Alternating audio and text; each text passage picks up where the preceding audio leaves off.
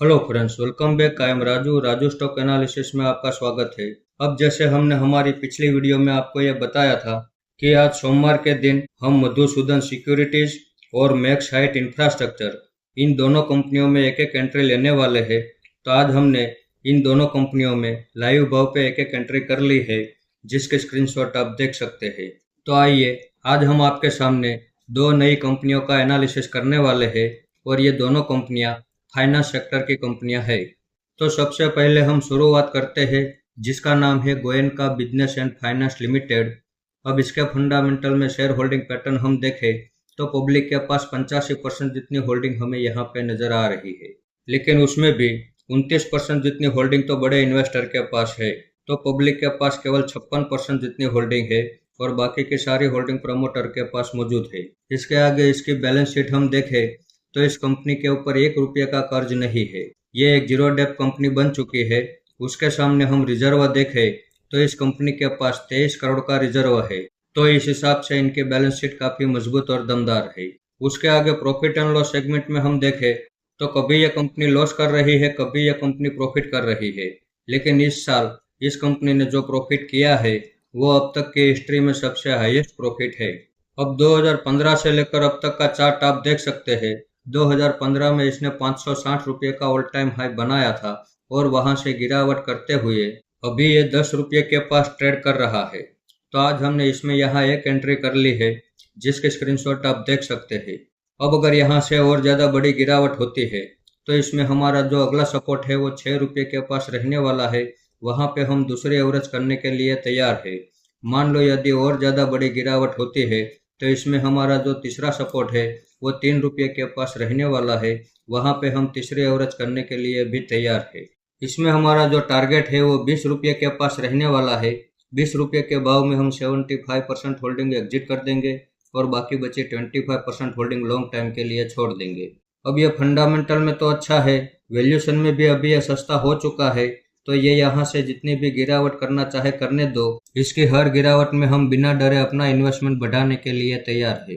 अब 560 रुपये से जब इसने गिरावट का सिलसिला शुरू किया तो उसका चार्ट पूरी तरह से नेगेटिव हो चुका था। फाइनली इसने 2019 में 50 पैसे के पास लो लगाया और वहीं पर उसने बॉटम बनाने के बाद वहां से जो उसने बाउंस बैक किया तो ऊपर 24 रुपये तक चला गया। फिर उसने जब वहां से गिरावट की तो वो गिरावट सिर्फ 5 रुपये तक ही हुई और उसके बाद उसने 5 रुपये के पास बॉटम बनाया और वहां से बाउंस बैक करके ऊपर गया तो 22 रुपये तक ऊपर चला गया। उसके बाद जब उसने वापस गिरावट का सिलसिला शुरू किया तो इस बार तो इसने 6 रुपये तक ही गिरावट की और 6 रुपये के पास बॉटम बनाने के बाद अभी यह 10 रुपये के पास ट्रेड कर रहा है। तो 2019 के पहले इसका चार्ट नेगेटिव जोन में चल रहा था, लेकिन 2019 के बाद अब इसका चार्ट में स्टेबिलिटी आ चुकी है। तो इस कंपनी के ऊपर हम भरोसा कर सकते हैं। आइए तो अब देख लेते हैं हमारा अगला स्टॉक, जिसका नाम है golden legend leasing and finance limited.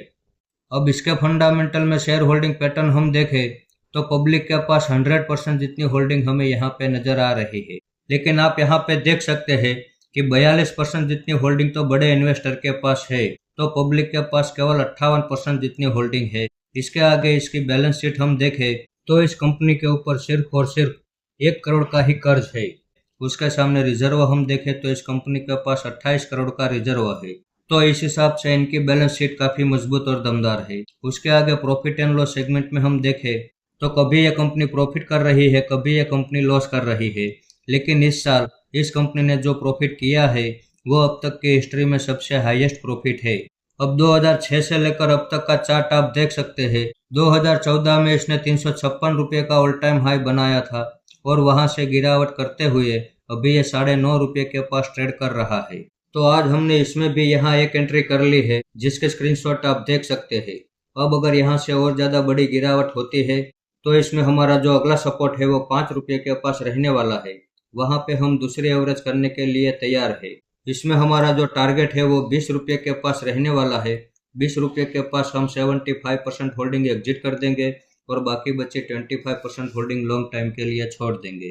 अब इस कंपनी के भी वैल्यूएशन काफ़ी ज़्यादा सस्ते हो चुके हैं, तो यहाँ इस लेवल पे एक एंट्री करना तो बनता है। अब अगर यहाँ से और ज़्यादा बड़ी गिरावट होती है तो इसके वैल्यूएशन काफ़ी ज़्यादा डिस्काउंट में आ जाएंगे। और डिस्काउंट वैल्यूएशन वाली कंपनी अगर हमें मिल रही हो तो ये हमारे लिए गोल्डन अपॉर्चुनिटी होती है और इस गोल्डन अपॉर्चुनिटी को हमें छोड़ना नहीं चाहिए। तो इस कंपनी के ऊपर भी हम भरोसा कर सकते हैं। तो इस वीडियो को आप मेरी ओर से बाइंग या सेलिंग के रिकमेंडेशन ना समझे। ये मेरा पर्सनल व्यू है जो मैं आपके सामने शेयर कर रहा हूँ। ऐसे ही अच्छे अच्छे टेक्निकल और फंडामेंटल वाले स्टॉक मैं आपके सामने लाता रहूँगा। आपने यहाँ तक मेरा वीडियो देखा उसके लिए आपका बहुत बहुत धन्यवाद।